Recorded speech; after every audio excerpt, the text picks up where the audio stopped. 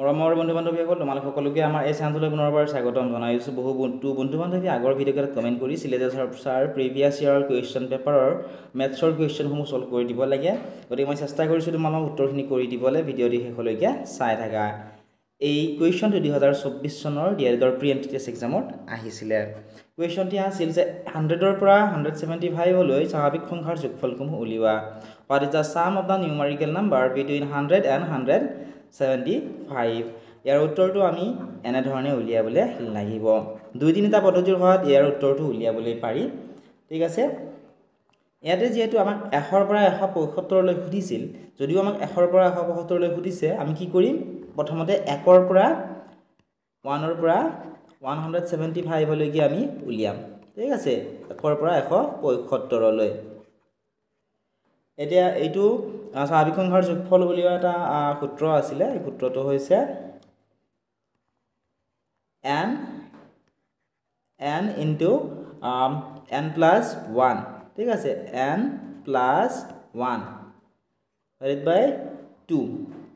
ইয়াতে n মানে হৈছে 175। ঠিক আছে, গতিকে n য'ত যিখিনি ঠাইত আছে n, তাত আমি কিমান পাতিম? 175 পাতিম। গতিকে চোৱা, ইয়াতে n আছে হয়নে? এইটো n, ইয়াতে n মানে হৈছে 175। nৰ ঠাইত আমি কি পাতিলোঁ? 175 পাতিলোঁ। ইয়াতে চোৱা, এই যিটো ব্ৰেকেট আছে, ব্ৰেকেট থকা মানে কি হৈ আছে? ইয়াতে এইটো পূৰণ হৈ আছে, ইনটু হৈ আছে হয়নে? এতিয়া এইটো nও আছে হয়নে? এইটো n মানে কিমান আছিল? 175।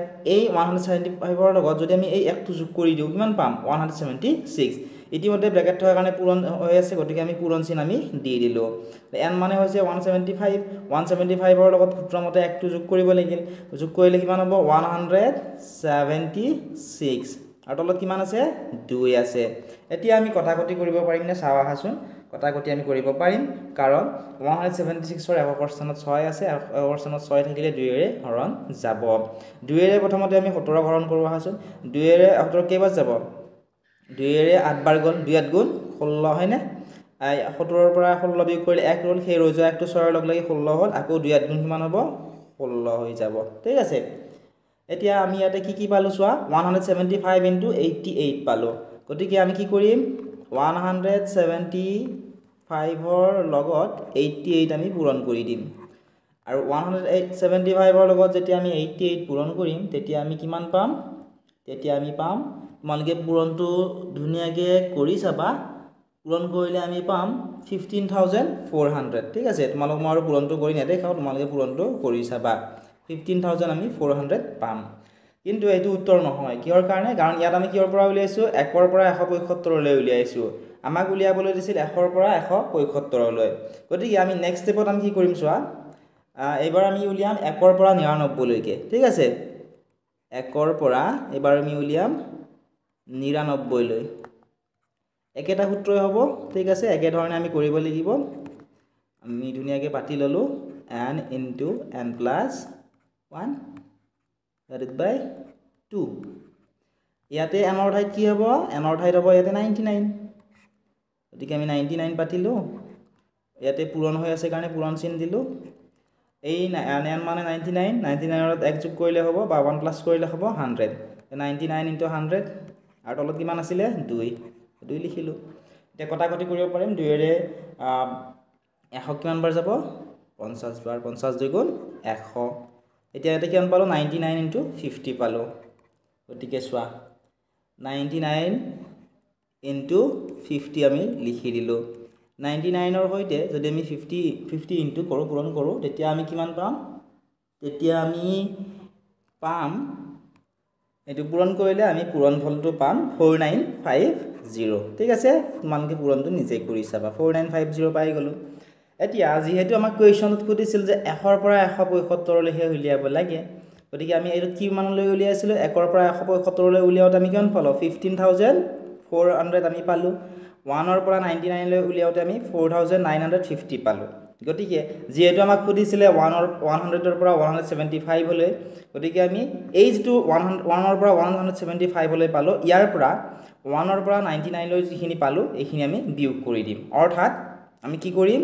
15,400ৰ পৰা আমি 4,950 4950 আমি কি কৰিম মাইনাছ কৰি দিম কিহৰ কাৰণে কাৰণ আমাক 1 ৰ পৰা 175 লৈহে স্বাভাৱিক সংখ্যাৰ যোগফল উলিয়াইছে গতিকে আমাক 1 ৰ পৰা 99 লৈকে সোধা নাছিলে যেহেতু আমি 175 লৈকে উলিয়াইছিলো 1 ৰ পৰা 175 লৈকে গতিকে এইটো আমি মাইনাছ কৰি দিছো বিয়োগ কৰি দিছো ঠিক আছে বিয়োগটো তোমালোকে কৰি চাবা 0 ৰ পৰা 0 বিয়োগ কৰিলে 0 থাকিব এই 0 ৰ পৰা 5 বিয়োগ না যায় এক ধাৰে আনিলে 10 হ'ল 10 ৰ 5 গলে থাকিব 5 ইয়াৰ পৰা এক ধাৰে আনিছিলো 3 থাকিল ইয়াৰ পৰা আকৌ ধাৰে আনিবলে 13 হ'ল 13 ন গলে থাকিব 4 হয়নে ইয়াতে 4 থাকিল কাৰণ এক ধাৰে আনিছিলো 4 4 গলে থাকিব 0 আৰু ইয়াতে হ'ব 1 অৰ্থাৎ ইয়াৰে আনসাৰটো কিমান হ'ব 10450 ইয়াৰে কারেক্ট আনসার হ'ব ঠিক আছে তোমালোক মই এইটো নিয়ম ঠিকাই দিলো এইটো নিয়ম সহজ হয় অন্য নিয়মটো যদি তোমালোক লাগে কমেন্ট সেকশনত কমেন্ট কৰি জনাবলৈ নাপাহৰিবা লগতে তোমালোকে আমাৰ এপটো ডাউনলোড কৰি ল'বলৈ নাপাহৰিবা এপত তোমালোকে ইয়াৰে পিডিএফ সমূহৰ লগতে প্ৰিভিয়াস ইয়াৰ কোৱেশ্চন পেপাৰ সমূহ ডেইলি ইম্পৰ্টেন্ট নোটস পিডিএফ সকলোবোৰ তাত তোমালোকে পাই যাবা লগতে কমেন্ট সেকশনত কমেন্ট কৰি জনাবাচোন তোমালোকে এই কোৱেশ্চন বিলাক বুজি পোৱা নে নাই ঠিক আছে তোমালোকে এটা কমেন্ট কৰিলেহে আমি ভিডিও বনাবলৈ আৰু উৎসাহ পাও এতিয়া চোৱা নেক্সট কোৱেশ্চনটো এই কোৱেশ্চনটো আহিছিলে 2022 চনৰ ডিএলএডৰ প্ৰি এন্ট্ৰি টেষ্ট এক্সামত কোৱেশ্চনটি আছিল যদি চক পেন্সিলত ক্যালসিয়াম কাৰ্বন আৰু অক্সিজেনৰ অনুপাত 10:3:12 হয় তেন্তে চক পেন্সিলত কাৰ্বনৰ শতকৰা হাৰটো কিমান হ'ব আমাক সুধিছে If the ratio of calcium, carbon and oxygen in chalk pencil is 10:3:12, then what is the percentage of carbon in the chalk pencil? ইয়াৰ সলিউশনটো আমি এনে ধৰণে উলিয়াবলে লাগিব ইয়াতে যেহেতু আমাক শতকৰা হাৰ খুদিছে গতিকে চক পেন্সিলটো আমি কিমান বুলি ধৰিম 100% বুলি আমি ধৰি ল'ব লাগিব ঠিক আছে মনত ৰাখিবা 100% বুলি আমি ধৰি ল'ব লাগিব এতিয়া আমি চাব লাগিব এই চক পেন্সিলৰ ৰেশিওটো আমাক কিমান দিছে 10:3:12 এইখিনি যোগ কৰি দিয়া 10 ৰ লগত 3 যোগ কৰিলে 13 13 ৰ লগত যদি 12 যোগ কৰা কিমান পাবা 25 পাবা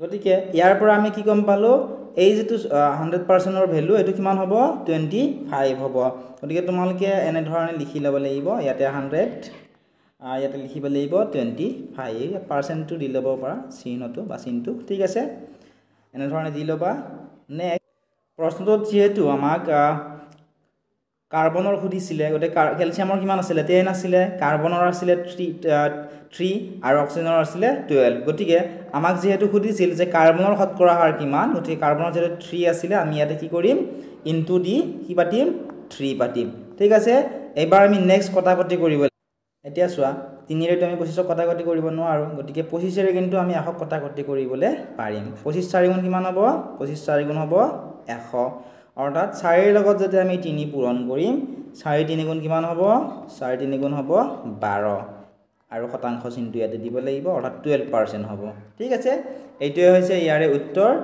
গতিকে চক পেন্সিলত কাৰ্বনৰ শতকৰা হাৰ হ'ব 12% আশা কৰিছো তোমালোকে ধুনিয়াকে বুজি পাইছা যে অকল বন্ধু বান্ধৱীৰ বুজি পোৱা প্ৰবলেম হৈছে তোমালোকে বাৰে বাৰে ৰিপিট কৰি ভিডিওটো চাবা তেতিয়া তোমালোকে ধুনিয়াকে বুজি পাবা বহুতো বন্ধু বান্ধৱী হয়তো এবাৰত তোমালোকে বুজি নাপাব Next one, etu question ahisile 2022 ot thik ase CD is a Roman numerical how to write CD in numbers 2022 sonor DLED or pre-entry test exam or question paper ot ei question di ahisile or CD eta Roman সংখ্যা CD আমি সংখ্যাত কেনেকে লিখিব পাৰিম এইবাৰৰ কাৰণে কিন্তু তোমালোকে Roman numerals মানে Roman সংখ্যাৰ ৰিলেটেড কোৱেশ্চন তোমালোকে চাব নালাগে এইবাৰৰ সিলেবাস অনুসৰি তোমালোকৰ Roman সংখ্যাৰ কোৱেশ্চন তোমালোকৰ নাহে ঠিক আছে এতিয়া আমি জানিব লাগিব ইয়াত C আৰু D কি বুজায় ঠিক আছে C এ বুজায় C মানে হৈছে 100 C মানে হৈছে 100 আৰু D মানে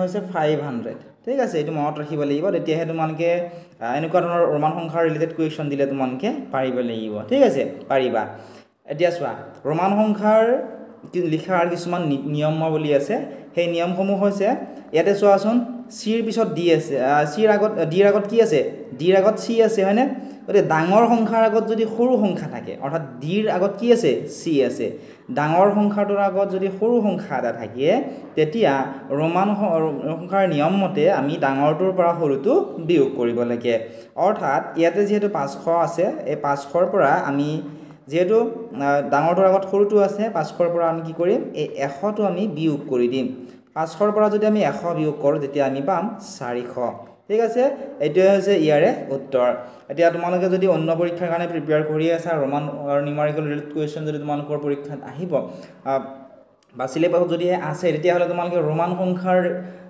যিবিলাক লিখাৰ নিয়ম আছে সেই নিয়মখিনি তোমালোকে জানিব লাগিব তেতিয়াহে তোমালোকে এনেকুৱা ধৰণৰ কুৱেশ্যন আহিলে পাৰিবা গতিকে 400 হ'ব ইয়াৰে শুদ্ধ উত্তৰ মৰমৰ বন্ধু বান্ধৱীসকল এইখিনিয়ে আছিল আজিৰ এই ভিডিঅ'টোত সম্পূৰ্ণ ভিডিঅ'টো তোমালোকে আমাৰ এপত পাবা যিসকল বন্ধু বান্ধৱী এপটো ডাউনলোড কৰি লোৱা নাই ডাউনলোড কৰি ল'বলৈ নাপাহৰিবা ডেছক্ৰিপশ্যনত থকা লিংকত ক্লিক কৰি এতিয়াই এপটো ডাউনলোড কৰি লোৱা লগতে ভিডিঅ' চাই কেনে পালে কমেণ্ট ছেকশ্যনত জনাবলৈ নাপাহৰিবা